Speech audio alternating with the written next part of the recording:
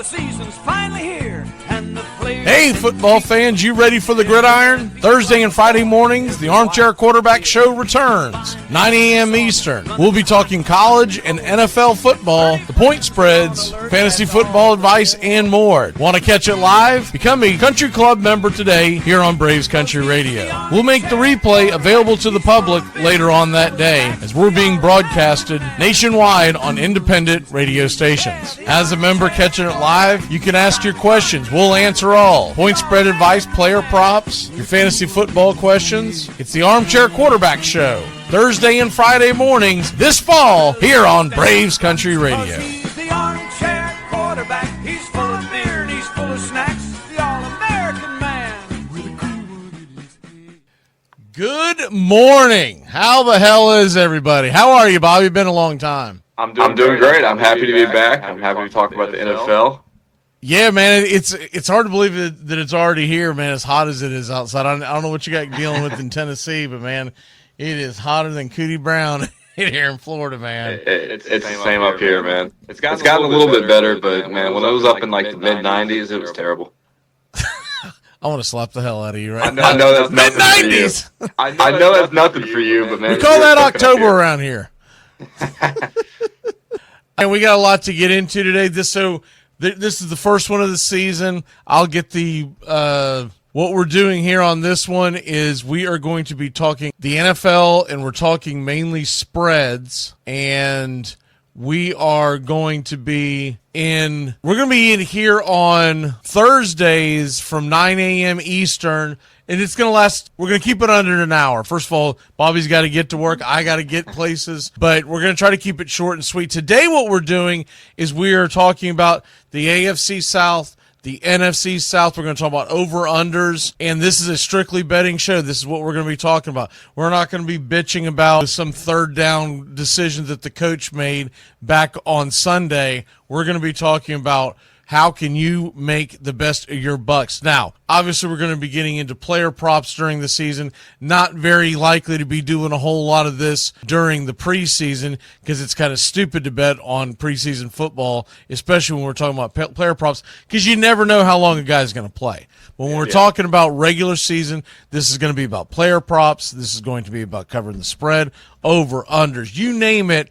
And what we're going to give you is we are going to give you a set of picks every week. I think we're probably going to if we do 6 picks, we'll definitely incorporate all of our player props. So that's probably the way to go. When we're doing these, we're also going to give you a lock. We're going to give you a lock, and that's our best one. Last year, I got the numbers up here. I did pretty well. You can see, so what you see in the green is so Bobby won the stupid underdog. We'll explain that when we get to the season. It's a really fun contest we do. The locks, I won the locks. I won the 6-packs. I did make quite a few more picks than everybody else because I was doing several different picks. But all in all, kind of a down year as far as on the picks. But I felt like when you look at the actual locks themselves, they weren't terrible. Bobby and Doug were right there under 500. I went 9-5. But once again, Bobby made up for it on stupid underdogs. And essentially, when you're talking about stupid underdogs, you're talking about teams that you can take on the money line to win outright. That's what we're essentially what we're doing.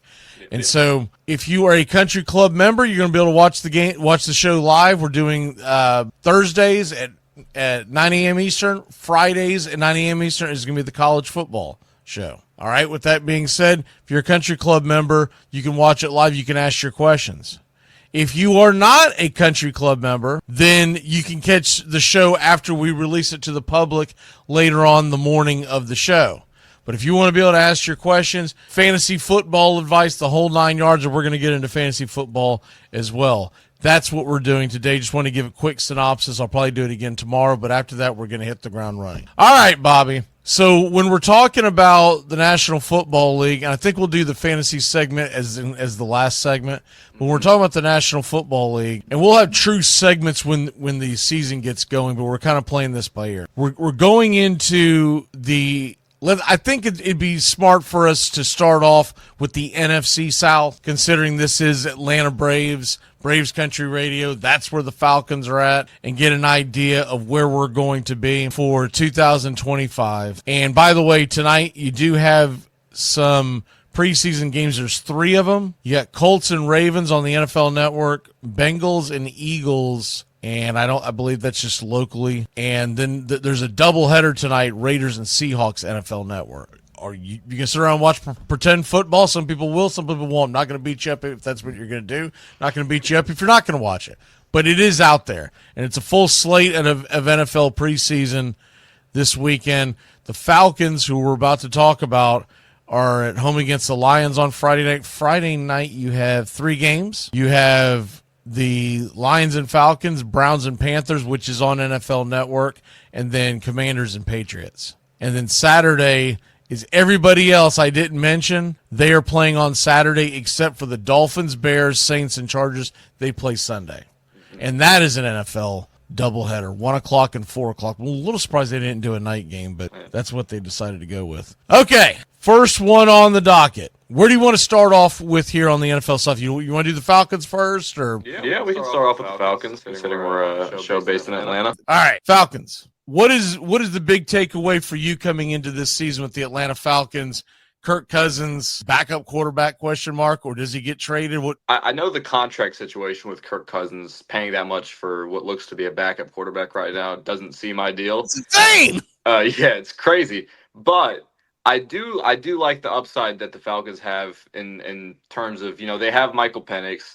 If the season starts off slow, if he looks pretty rough to get things going, they have Kirk Cousins to fall back on, who I've never been a huge Kirk Cousins fan, especially in his Minnesota days. I was kind of on the contrary to most people. I didn't think he was all that good, but he's a veteran quarterback with lots of experience, and he's still around a league average quarterback. So if things don't start off great for the Falcons with Penix at the helm, falling back on Kirk Cousins isn't bad at all. So I like where they're at. And in terms of the betting line, I don't know what you saw them at. I had them at 7.5 was the line. That was I probably should mention that as we start. I'm just assuming we all see the same line. Yeah. I'm taking mine off of covers.com. That way it's not skewed by the Florida betting app, Carolina, Tennessee, all that kind of stuff. Yeah. So I've got it off. What I have is a minus 140 for the over and a plus 110 for the under. So for folks who may be new to football betting, what that means is you're getting plus money if you bet the under, which means they think in all likelihood they probably go and get the 8th win. So if you take the under, you're going to – so what the plus 110 means, really easy. You bet $100, you win 110. If you take the 140, you have to bet $140 to win 100. And that's the easiest way to explain it. Yeah. 7.5, and I'm going to hit you with the schedule real quick. And Sure. We'll do these pretty quickly. I'm not going to sit here and just go over and over an entire schedule. But to get it started out real quick, because this is the Atlanta Falcons, we'll probably do this with the Titans and the Jaguars, but the rest will just kind of skate through. You've got Tampa Bay, obviously a division.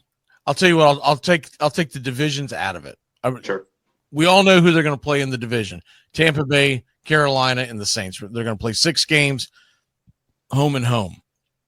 They do start the season off with Tampa Bay, but they are at Minnesota, at home against Washington, at home against Buffalo, at San Francisco, at home against Miami, at New England, at home against the Colts. They play the Jets and Seahawks at home. They are at your Arizona Cardinals, and they are at home against the Rams. Anything that I didn't mention were division games. Yeah. It's a pretty solid slate. I wouldn't say that it's unbearable, but it's a solid slate to play the AFC East, obviously. Where do you have them? Over, under 7.5? I have them at over 7.5. That out of division schedule sounds a little daunting at first, but towards the back half of the season, it definitely softens up quite a bit. And yeah, I'm a fan of what the Falcons did in the offseason, obviously adding 2 edge rushers in the first round of the draft with James Pierce and Jalen Walker. They were down near the bottom of the National Football League on pass rush. Yeah. So that was a much needed addition. Pressure on. Forget the sacks. They weren't putting pressure on anyone. Yeah. Yeah, so that was much needed. And yeah, I like the quarterback situation. I know it's not ideal with the contract with Kirk Cousins, but being able to fall back on a veteran quarterback like him if things aren't working out is always good. So I think they'll get that 8th win. I think they'll go over 7.5. I do too. I think they're going to be competing with the Buccaneers, and a dark horse, if you want one, is I'll be interested to see how the Carolina Panthers carry their momentum over into 2025. I'm not ready to put my neck out on a limb and say that they're going to go on and win the division, but they've got a gettable number. We'll talk about them next. I want to say if I'm taking the Falcons, and that's why I like this bet quite a bit. So you're saying you need to get 8 wins in 17 games. I think there's a strong possibility that they could be flirting with 10 wins. I don't hate that. Yeah. And probably 9's more realistic. 9 and 8 might win you that division. It could. It very well could. And that's no knock against any team in that division. They're just they're not. You've got 2 teams and possibly a third one that could be pretty good football team. And I don't think the Saints are going to be very good. But I think we can rule them out pretty early. I think they're in the middle of growing pains. They didn't really have they didn't go all in on a quarterback. Yeah. They waited, and they might be waiting to play around with the quarterback idea for 2026, which is a good draft class. Bobby follows the NFL draft quite a bit. Are you still doing your videos for the? I'm not much anymore. Obviously, with the new addition to the family, it takes up a lot of my time. I still follow the draft very closely. I just don't quite have the time at the moment for the videos on top of it. Well, maybe we can figure stuff out about that down the road. And, sure, yeah. But anyways, Bobby does follow the draft very closely, and this upcoming 2026 quarterback draft is supposed to be a really good one. I think we're in agreement. I'm saying 10 wins. How many wins do you have for them? I think 8 or 9. I would say. I think it'll be they'll stay in the. So if you were getting plus money on 10, you would bang the under. Yeah. I'm not going as high as 10. I think 9's realistic, but I would say the safe bet at 8 or at 7.5. I know you're getting only. Yeah. I'm just saying I guess when I'm laying these out, what I'm saying is I'm telling the people, because it's easy for us to say over 7.5 and move on. But the other idea that I think fans might be out there thinking about is, well, how close is it going to be? Am I taking them and I'm going into the final season and they're nothing burger games and I'm pulling for their third string quarterback because Kirk has already been traded to drive the field and win my money. So that's kind of what I'm getting at. All right. So we'll move on from the Falcons. The next team we'll do, let's go ahead and do the Tampa Bay Buccaneers. Okay. They are probably perceived, if they're not the division favorites, then they're neck and neck with the Falcons, right? And what I've got with the Bucs, and this tells you that they much more believe in Tampa Bay, and some of that might have to do with the fact of the quarterback stability. You do wonder if losing their offensive coordinator to Jacksonville as the head coach, does that hurt them at all? I don't know. I still believe that Baker Mayfield's a good quarterback. Maybe that's more of a fantasy football question than it is an actual wins and losses question. You got to figure there's going to be some hit taken when you're losing the guy that orchestrated that offense for the last few years, right? Absolutely. Yeah, losing Cohen, that's a tough loss. But they still have the core of that offense with Baker Mayfield, of course, at quarterback. Mike Evans, Chris Godwin are still around. And then they added Emeka Egbuka, and I really like that pick. I think he's going to do great for the Bucs. I think him and Mike Evans paired together, at least for the time while Godwin's out, I think that's going to be huge. I know Tristan Wirfs, he's been dealing with some injury problems, but he'll probably be back a few games into the season. That defense, of course, we know how good that is. So I think 9.5. I'm going to go over as well on them. I think they're going to hit double digits wins this season. You definitely have them winning the division then, because if you're saying you're kind of on the fence with Atlanta, getting to 10, but you definitely have them winning 10. And real quick with Tampa Bay, I'm just going to hit what Tampa Bay is going to be dealing with as far as obstacles in their schedule. Obviously, they're playing their divisional opponents, but you look at the Tampa Bay Buccaneers and you look at the schedule that they have coming back. Now, granted, they did lose their offensive coordinator, but they return essentially the same team. Yeah. Obviously, every team has attrition over the year, but you look at the big ones. Other than the fact that I do want to point out that first game of the season is huge in that division. Mm-hmm. The Bucks are at Atlanta, Yeah. so that's big on both ends. Mm-hmm. It's very rare you get that, and I don't even like it, to be honest with you. This is the equivalent to me of like opening day, put the Braves up against the Phillies. What are you doing, right? Yes. Like let teams kind of get their feet wet. But that's how they're doing it. Outside of that, the stumbling blocks. They are at Houston the following week on a Monday night. But more importantly, they host the Eagles September 28th on a Sunday at home. I mean, at 1 o'clock. They are at Seattle the following week and then host the 49ers. That's kind of a tough 3-game stretch. Not sure what Seattle's going to have this year, but they did. A lot of folks aren't going to like this, but I felt like they improved the quarterback room.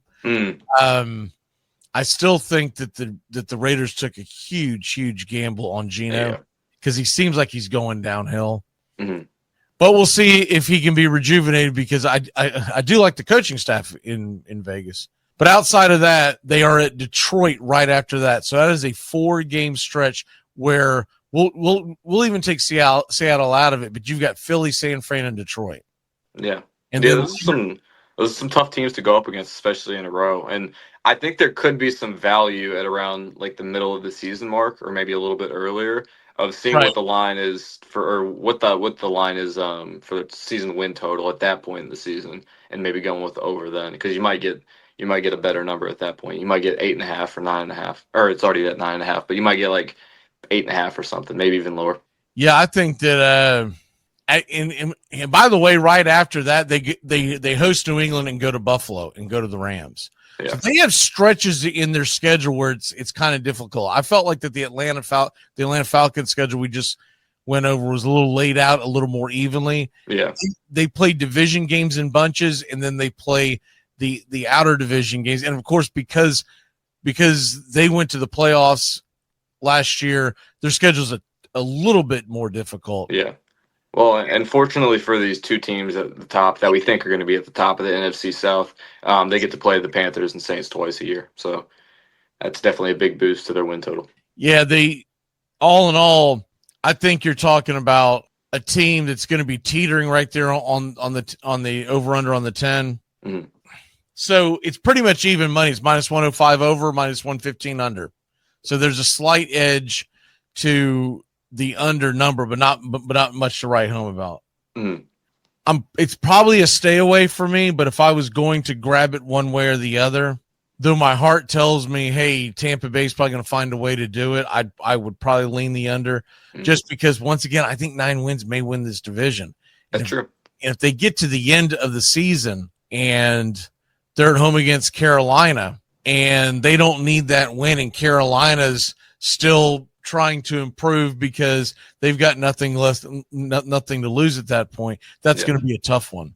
That's true. I will say this: they've got an easy stretch the back half. Yeah, they're at home against New Orleans. They get Atlanta again. They're at Carolina, at Miami, and they get Carolina again.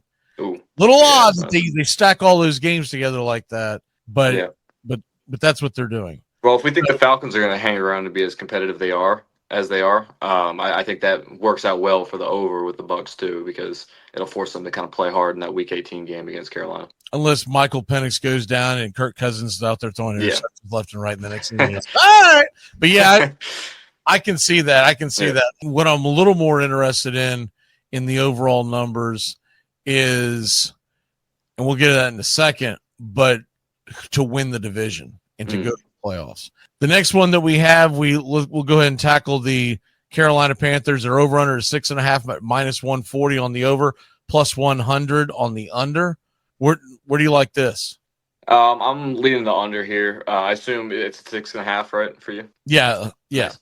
I'm gonna go under with them. It's still, when I look at that team top to bottom, it's still a pretty poor team overall. I do like how Bryce Young played towards the back half of last season, and I know you mentioned carrying that momentum over into this season. I think there might be a little bit of carryover there, but ultimately this team just isn't a very good team. And I'm not too over the moon with what they did this offseason. I think McMillan's solid, but I don't think he takes that receiver room to the next level. And yeah, it's just overall, I'm looking at it top to bottom. It's just not a very strong team. And I like what I saw from Bryce Young. He's definitely turned it around from where he was at getting benched to where he is now. But I don't think it'll be enough to hit that over mark for them this season. I think the offense is going to be a little more exciting. Yeah. For the Panthers. There's some upside that I can see much more in a fantasy football type of deal, because they're going to put up points. My question is, what is the defense going to do? Yeah. And has Bryce Young truly turned the corner, or was it just a flash in the pan? That remains to be seen. But I will say this. I felt like when I saw him down the stretch last year, it was a much better version of a quarterback than I thought he was ever going to be. Because when he first came into the league, and a lot of it has to do with his size, I thought he was being overwhelmed, and maybe he just wasn't coached well in that first year. But I felt like he became last year one of the better young quarterback prospects. He hasn't quite kicked the door through. One of the better young quarterback prospects that you could make arguments on other quarterbacks that may be a touch older or younger on whether or not you would set your franchise with him or others. And there's a lot of people that would pick him over guys that some folks may be surprised by, just because his decision making became much better, became much more accurate. And some of that, I'm sure, was just getting used to the game. Yeah, right? Yeah, absolutely. And it came as a shock to me because, when he got benched early in the season last year, I thought it was going to be, at this point, we're going to be talking about him as one of the biggest busts in NFL history. But and especially because of the factors of being something that he can't control. He's not a big quarterback at all. He doesn't have a lot of crazy athletic tools or anything. And he's just a smaller quarterback. So I thought this was something that you couldn't coach us out of him. This is something that's it's just inherent to who he is. But yeah, he really got better as the season went on when he got that starting job back. And he never gave it back after that. And yeah, here we are talking about him as I wouldn't say one of the better young quarterbacks in the league, but a decent one, and one that has a little bit I think of he's someone that if he were on my team, I would be excited about the 2025 season. Yeah. I wouldn't be going, oh God, here we go again. Yeah. Will Levis, what are we gonna do? Yeah. I mean, like he is a guy that I'm like, I'll tell you something else that I thought that he improved drastically with too, willing to take off and run. Because he wasn't doing that in the beginning of his career, and he doesn't have elite speed, but he's crafty, and he can actually get down the field. And if you can do that and put pressure on the defense, then everything else starts opening up. And I thought that they did a great job in the draft, getting him more weapons. And Chuba Hubbard is once again going to be one of those workhorses. And I just thought, I think across the board, the offense is going to be fun. But 6.5 wins, I'm with you. It's plus money. Yeah. The question is, if I'm taking Atlanta to win more than 7.5 and Tampa to be right there at that 9-win mark. Yeah. If I take Carolina to go over, then I'm telling you that the Saints are going to win like 2 games. Yeah. Well, and you're also counting on the Panthers to win a bunch of out of division games, which I'm not sure is all too likely. So they would have to get to 7-10. I'll tell you what, man. I'm going to go ahead and say that I'm going to take the over. There you go. I think they get to 7 wins. Okay. I think it's going to be like a 3 teams going down the back stretch, going 3 wide in the corner. And I don't think they come out as the division winner, but I can see them with 7 wins. I can see the Falcons with 8 or more, and I can see the Tampa Bay Bucks somewhere around the 8-9 win mark. Yeah. And they're all going to make each other's lives a living hell. Well, you mentioned the Saints having to win about 2 games for that to be possible, or for it to be just probable at least. And I could see that as a good possibility too. I think the Saints are going to be a punching bag this year for just about every team they play. By the way, their over-under's 5.5, so we can dive into them as well. I'm happy to go ahead and get right into it. And with what I'm saying, I think you can gather that I'm taking the under here. I think 5.5 is way too high for them. I would even go under 4.5. It's a poor team. They're in a tough situation with Derek Carr's late retirement. So they're stuck with Spencer Rattler, a quarterback who I'm not totally opposed to seeing how that goes, but I don't have a whole lot. Drafted Tyler Schaff, who I think is actually going to get the win. I think he's going to be the starter when it's all said and done. Yeah, I think. But at the beginning, you're right. It's going to be Rattler. Yeah, I think that they, given the position they drafted him in, it's possible that he ends up starting this season. But I don't have a whole lot of faith in him as a player, and truthfully, that team as a whole is just it's poor. Both of their tackles as well are really young guys that were drafted in the last couple years. Poor quarterback situation. I hope they don't come out playing well because they're at home against Arizona in week 1. Yeah, if we lose that game, you'll be hearing me yelling about firing everybody at that point. So I can see the Saints. Usually most of these games come down to one possession, so don't keep your head out of the oven just in case you lose the game and it's not the end of the world. I'll try not to be too reactionary. So but I think I'll try to be the exact opposite. Yeah. I think the Saints have a good possibility though of getting the number 1 pick next year and being the worst team in the NFL. So I don't hate picking 3 teams to go over this year in the NFC South because it would mean the Saints are going under. And I think that 5.5 is mainly because you don't get them much higher. I don't know if I've ever seen a 4.5 since they've expanded the 5.5. That just tells you that they believe they're one of the worst teams in football. I think they're right. And man, I'm looking at their schedule. I don't see a lot of wins. I really don't. And I know they're going to win some games because every NFL team does. Sure. It'll probably be at the Titans in week 17. You just look at it week in and week out. Spencer Rattler, he showed flashes last year from time, but he's not it. I do think Tyler Schaff is going to be a viable starter this year. I don't think he's necessarily the future of the franchise. But he's a guy that you can bring in, see what he's got, and then you'll be ready for the draft next year, and you'll probably get one of the top picks. Yeah. Well, and I know he's a rookie, but he's pretty much already in his athletic prime because he's about 26. So. And realistically, that's all you need because, first of all, you didn't draft him in the first round, so you're not paying him big money. Yeah, that's true. So you can use him for the duration of his rookie contract and still draft someone next year. Yeah. And just have a competition, and if nothing else, you might have yourself a good backup. There you go. That's not really the case in Tennessee, as we'll go to the AFC South now. Yeah. I think Will Levis is a mental patient, and you're going to have to cut ties with him altogether. Yeah. I think he read his own paper. He read his own newspaper clippings early in his career, and he thinks he's better than what he is. And it's really odd that he went and decided to have the surgery this late into the summer when he knew damn good and well he should have had it back in January. Yeah, well, I think he should have known that he wasn't going to hold that starting job come September this year. That should have been obvious to him, and he really screwed that. And I think he's probably suited up for the Titans for the last time.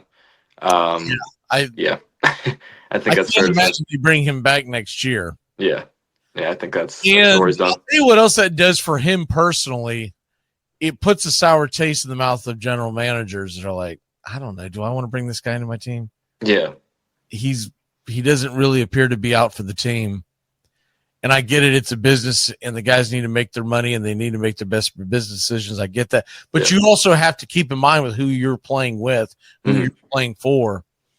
And when it's all said and done, he's just not someone that I think is going to be signable. Someone will give him a chance in the back of a rookie, in the back of a summer camp next year. Yeah. But it'll be someone who's extremely desperate. Yeah. Well, and I think with what you look for in a backup quarterback is some stability, a guy that can just go out there, make the right decisions, manage games, and just get through tough stretches. Will Levis is not the guy who can do that. He's a guy who's prone to making mistakes over and over and over. So I don't think he's a very viable backup quarterback. You look for someone who, who's not going to go out there and get sacked and fling up a ball into triple coverage and throw a pick six. So when one of our country club members, I'm just seeing these comments, says he's listening to the show and goes, I'm hiding in my office away from these idiot engineers who can't even design a circle. John agrees. He says hammer the Aints at 5.5 on the under. Yeah, I just don't see that. This is like the fifth time that Peter keeps bringing up she wants a last place trophy. So if you have any dog crap that you want to put in an envelope to mail her direction, go ahead and do it. I mean, first of all, we have one trophy and we keep it, and that's the whole point of it. It's like a Stanley Cup type of thing. But we don't mail out trophies. But if we're damn sure ain't going to mail out the 8th place trophy. That's going to be what we might start doing next. Maybe we'll do it next year. Is that the team that ends up in 8th has to do something embarrassing? Right? I like that. I gotta think that out, and maybe we'll have that going by next year because we didn't mention it this year, so I'm not gonna throw that on something. But let's just assume that it's gonna be Peta again. All right, so the Tennessee Titans, their over unders 5.5. Yeah, and we just trashed the hell out of them, or at least we trashed the hell out of their backup quarterback that's not going to play because he had arm surgery. Yeah, I think that's a little low. I don't see them being the Saints. They're not going to be in the playoff picture. Yeah. I'm willing to give Cam Ward, even though he's a dirty Miami Hurricane, I'm willing to give Cam Ward the benefit of the doubt because he did have a very good final year at Miami.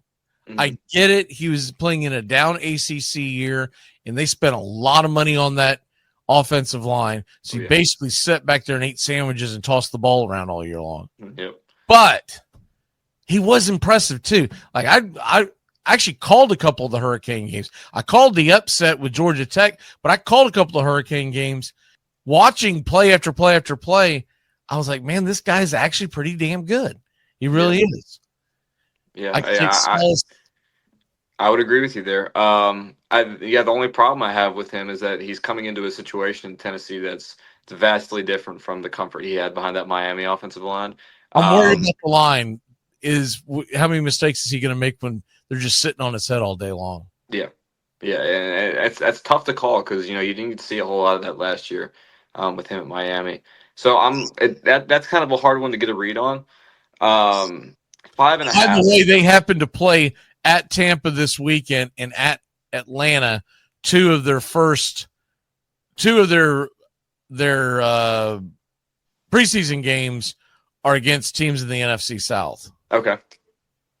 Well, and then the one that nobody watches, the final one, they're at home in Minnesota. Yeah, that's a tough one at 5.5. I think this is the toughest one I've had so far. I think I'm going with the over. Yeah. The only reason why I say that, I'm not convinced that the rest of the division's that damn good and that they can't sneak a couple of wins there. Yeah. And then you look at the rest of their schedule. There are winnable games in that schedule. They do play Cleveland. Yeah. They do play the Saints in the regular season, and it's in Tennessee. W, baby. That's a W. Boom, should be. Boom. That's a W. Where's the other one?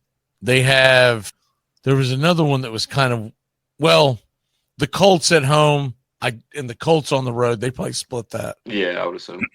You've got, I don't know what the Raiders are going to be this year. They're huge question mark. But that's a game they could upset. Yeah. They're at home against New England. That's probably not going to turn out well. Vrabel coming back and just mashing them. Yeah. Teach them a thing or two about a thing or two. They do have a tough stretch down the back stretch at San Francisco, Kansas City. They do get the Saints, and they're at Jacksonville. If Jacksonville's in the hunt, that's going to be a tough win. But 6 to me is not out of the realm of possibility. Yeah, I mean, I can see them picking up too. Mm-hmm. What's that? They get Seattle at home too, so a lot of the games that they could win happen to be in Nashville. Yeah, that's huge for them. I'm gonna agree with you at over 5.5, but I think they just barely squeak over that at 6 wins. I think I can count on them to get a couple wins in the division.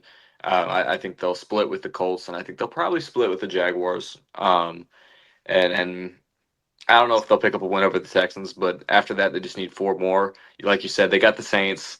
They got the Seahawks at home. I think it's very possible that they get right over 5.5. Yeah, I'm seeing 6. Yeah. I would be in. Look, Honest Engine, it's minus 140. So Yeah. Vegas probably believes that they're probably going to get 6 as well. I wouldn't test your luck and push it up to over 6.5. I wouldn't do that. I would put a whole lot on it because Yeah. Honest Engine, you kind of have to have everything go right. Yes. Cam Ward gets injured. Yeah. Yeah, they'll be looking at Saints territory there. Yeah, you're looking at big time problems. Yeah. And I do like the fact that, and I've never been big on him in fantasy, and once again won't be big on him again, but Tyler Lockett coming in, veteran wide receiver, I think that helps quite a bit. Yeah. They still have Ridley. And honestly, it's a team that I think is going to be pretty darn good as far as being on the offensive end. I think they're going to be exciting. Yeah. They do have options if receivers get injured, because they also have 2 very viable running backs. Yeah. Yeah, that's true. And I think drafting a quarterback number 1 overall, that injects a lot of life into the offense. I think the offense will look a lot stronger than it did last year for sure. But if people are wondering where do they go after that, if Ward goes down, Brandon Allen, Tim Boyle. And Tim Boyle. The Tim Boyle era will begin once again. And if people haven't seen Tim Boyle play quarterback, it's essentially having a punter under center. So keeping Cam Ward healthy is going to be critical. That's why it's probably a stay away for me. Yeah. I keep forgetting that they did bring Van Jefferson in. Yeah. Well, and they also signed Dan Moore, the left tackle from the Steelers. So they're definitely investing in trying to protect Cam Ward. So I'll give them that. Yeah, but it's going to be a slow build. You can't fix an offensive line in one off. Yeah, I've never seen it done. I've seen good offensive lines improve and go over that next step, but when it's as bad as it was last year, it's just impossible to fix it in one. I'm just gonna have to hope you can get league average at least. All right, let's go into the Jacksonville Jaguars. 7.5 is their over under. Minus 110 both ways. We're going to have to speed this up a little bit so we can get to it. Yeah. I like the Jaguars on the over. I'm with you there. I like their I like them. I feel much more confident in that than I do the Titans on the over. Yes, I'm with you on that. I like what they did hiring Liam Cohen as the head coach. I like what they did trading out, getting Travis. I like the Travis Hunter addition for both offense and defense, of course, and they made some good offseason acquisitions in free agency. So they added some decent players. So I think I think with themselves too that Travis Hunter is going to play offense and defense. You said what? I said they've got to quit kidding themselves, telling everybody that he's going to play both offense and defense. Yeah, you can't have a guy playing the National Football League 90 snaps. He's going to die. Yeah, well, and on top of that, you can't count on him to be like a part-time cornerback. It just doesn't work like that in the NFL. You can't be playing. You can put him in dime packages, and more specifically, prevent defense, right? And end of the game, Hail Marys, because if he picks it off, look out, he could go the other way. Yeah. But it cannot be a regular thing. It's just got to be a promo that they give him maybe 5 to 8 snaps a game. Yeah, you cannot count on him to be an outside cornerback. It's just you can't. And obviously running down, because you don't want him to have to make a business decision on whether or not he's going to take down Alvin Kamara in the open field. Absolutely, yeah. So I don't think he's going to play a whole lot of cornerback, contrary to what people may be saying. So I think it'll be just an offensive addition. Like you said, maybe he'll play nickelback here and there. He'll get on the field once in a while. Could be some prevent defense situations. But I think that's more of an addition for the offense, and I think it's a great one too. I think that's gonna, with the new offensive minded head coach, and of course adding Travis Hunter. They also added D'Ami Brown, Anton Harrison. I think he's going into his second year, so he's only going to get a little bit better. I think that offense has quite a bit of talent, and I think they're going to go over 7.5 here. And the backfield, honestly, is going to be interesting. I don't know if you're going to have a true workhorse, but you got ETN and Bigsby, and now you got Tootin, and you've got a receiving core that if he pans out the way we think Travis Hunter is going to pan out, Thomas and Hunter could be one of the best combos that we've seen in quite a while. In the Absolutely. Yeah, it's going to be. De'Ami Brown has got some great upside as well. Yeah. I don't want to skate past him. He had some flashes towards the end of the year last year for the Commanders. Yeah, and so I think he's an interesting play, and the offense, they're going to score points. Absolutely. The question would be, well, what will the defense do? The biggest thing they need to make sure is to keep Travis Hunter off the field over there. But outside of that, it's a new regime. I like the over. I'm with you on that. Yeah, I like the Colts, or I like the Jags this year. Colts are over under 7.5, pretty much even money. I think it's under. Yeah, I'm with you on that. I don't think they're going to be terrible. I don't think they're going to be like unwinnable games, but I see 5-6 wins. I don't know how you get to 8. I see 4 or 5. I'm really low on the Colts this year. And look, man, I hate to say it, but I should give them a better chance if Daniel Jones is their starting quarterback. I was getting ready to say that. Yeah, I don't have a whole lot of faith in Anthony Richardson. I'm sorry. I know, Florida Gator fan here, but my allegiances are out the window right now. Being unbiased, this is people's money we're talking about. Well, he can't. I'm not betting on Anthony Richardson. I'm not doing it. He can't stay healthy, and unless he changes his entire style, he won't stay healthy. Yeah. If he changes his entire style, which is what we talked about this when he first got drafted, if he changes his entire style, then he's not really worth having because he's not accurate as a passer. Actually, and absolutely. he makes some really dumb decisions. Yes. So he's more of a guy that you want. He's kind of a more athletic version of Tebow. He's someone you want running the ball, right? Yeah. Well, he has kind of the athletic traits of Josh Allen. He just does not have the accuracy or the consistency or the decision making of Josh Allen. That's what I'm saying. He's Tebow. Yeah, there you go. He's stronger arm and everything, but stronger arm doesn't help you if the ball's going to hit the sideline. It doesn't matter how fast it's thrown, or if you're lobbing it up to a defender. Either way, right? A pick six doesn't help you because it was thrown a little harder than the last guy. All right, and then the last one, the division, Houston Texans 9.5. Wow. Okay. I'm going head to head with you on this one. I think CJ Stroud, he'll get out of that little sophomore slump he had.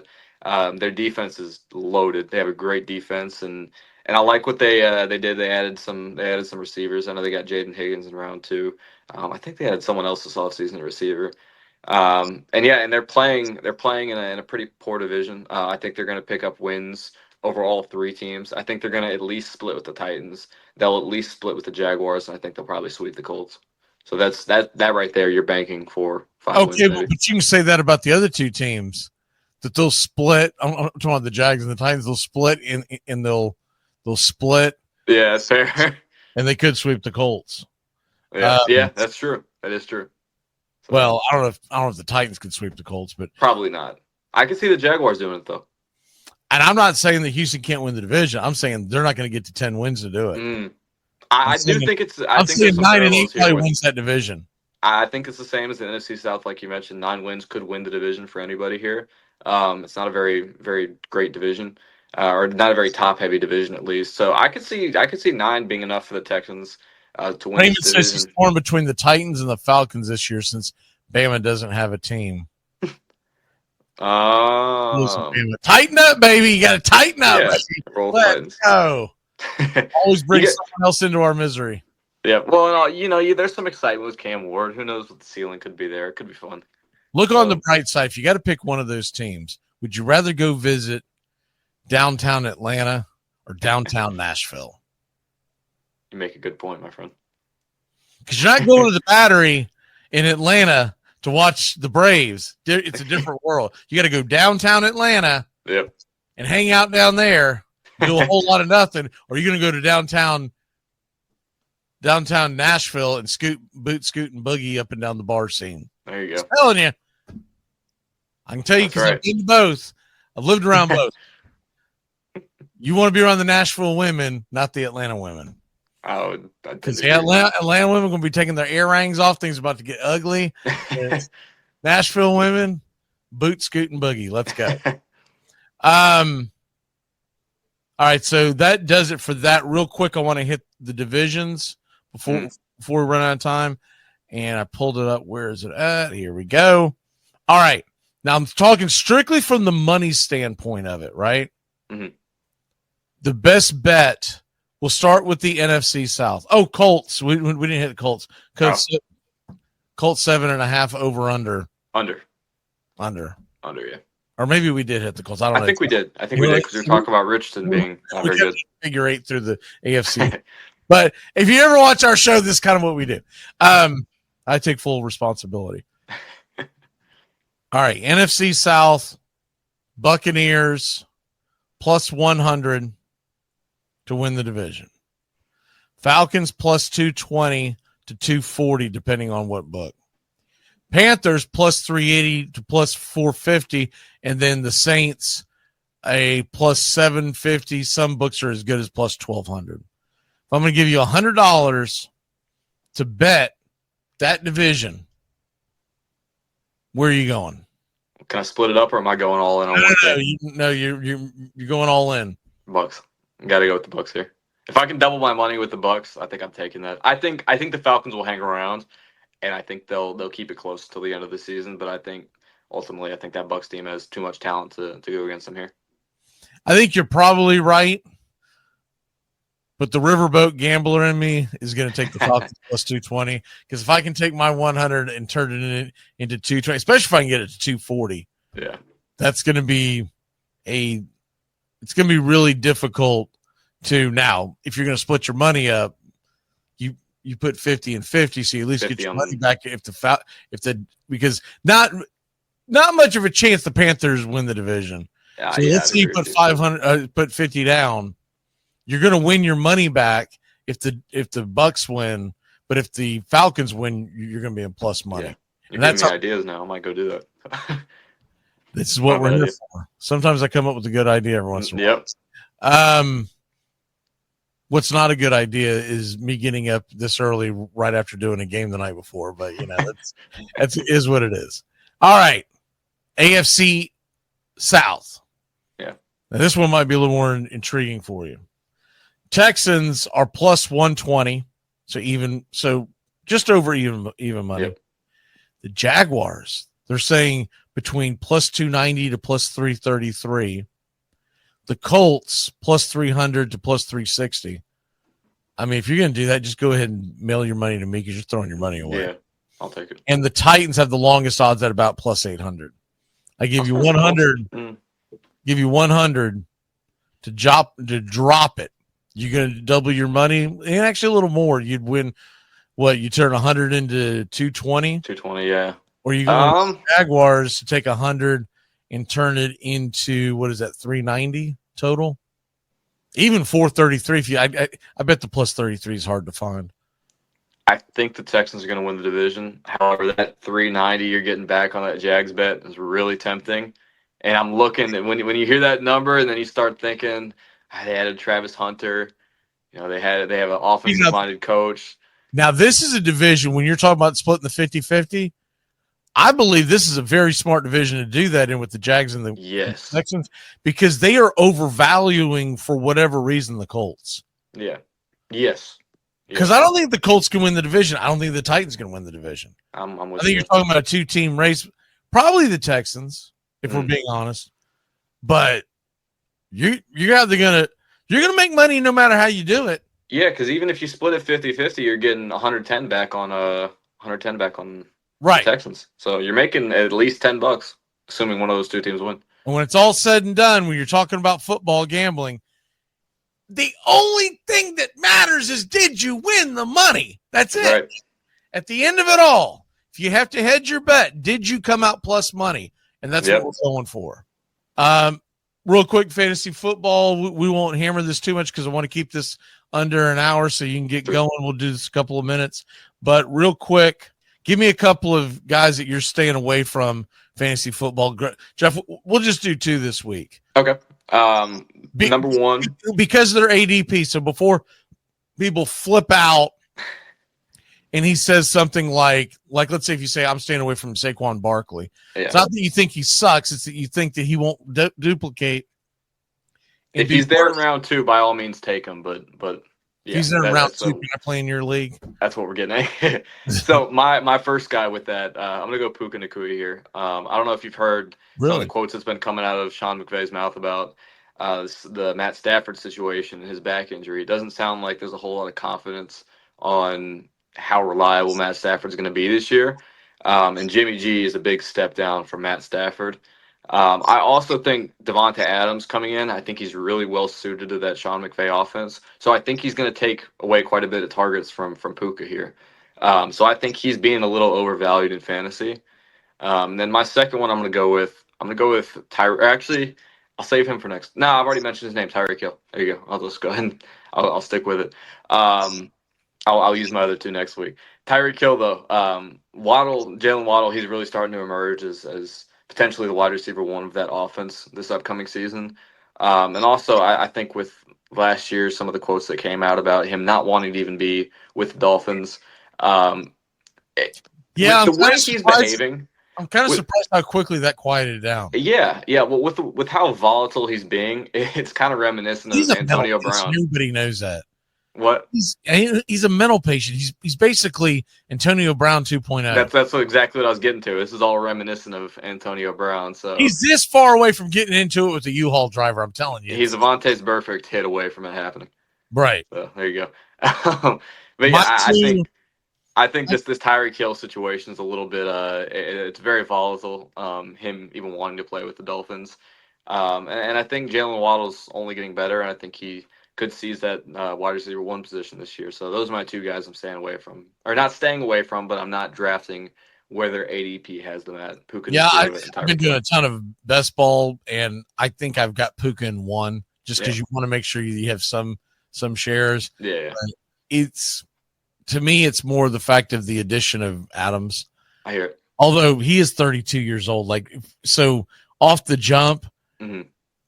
I'm kind of staying away from Devontae Adams because he's going to have to work in with the new quarterback. And he is 32, and he's got Puka Nacua over there. I believe there's going to be weeks, even we'll say if Stafford stays healthy, there's going to be weeks where you're going to be like, damn it, that was my second round, third round pick. Yeah. He didn't do anything. Yeah. Now you're going to be saying that about Puka from time to time too, but absolutely. That's one of my reasons for staying away from him. And the other guy that I'll give you this week, I believe that Zay Flowers is being drafted just a little too high. Because you look at some of the additions that they made to that receiving core, and though Lamar Jackson had a great season last year, are they going to continue to throw as much? And will they just focus on Zay Flowers when you got you got the addition of Hopkins? And what are they going to do with the tight end position? Although I still feel like Andrews is always going to be the one he looks for around the end zone. But Isaiah is likely to get more targets this year. Especially after I think he got just extended his contract. So it's not me not liking Zay Flowers as a player. I just don't like the way he fits into that offense. To be drafted where he's at number 51 overall, that seems extremely high to me. Yeah, I'm with you. Yeah. Great. They're not first round pick is what you're talking about. Yeah. Two good tight ends. D-Hop, like you mentioned, Derrick Henry in the backfield. It's tough for him to fit in that equation. All right, what is your walk-off? We got a jam. My walk-off, just enjoy preseason football coming back around. Enjoy watching your team, some of your rookies get out there and get to hit the field for the first time, and football will be back soon. My walk-off is Braves Country today, noon Eastern, as we begin the series. Braves Marlins, and we got some big news, historical news for the Braves Marlins series. It's got nothing to do with who's going to be playing in the game, but we're going to break sports history. So we'll see you at the top of noontime. We'll see you at lunchtime. Great job, Bobby. We'll see you next Thursday, 9 a.m. Well, the season's finally here, and the players... Hey, football fans, you ready for the gridiron? Thursday and Friday mornings, the Armchair Quarterback Show returns, 9 a.m. Eastern. We'll be talking college and NFL football, the point spreads, fantasy football advice, and more. Want to catch it live? Become a Country Club member today here on Braves Country Radio. We'll make the replay available to the public later on that day, as we're being broadcasted nationwide on independent radio stations. As a member catching it live, you can ask your questions. We'll answer all. Point spread advice, player props, your fantasy football questions. It's the Armchair Quarterback Show, Thursday and Friday mornings this fall here on Braves Country Radio.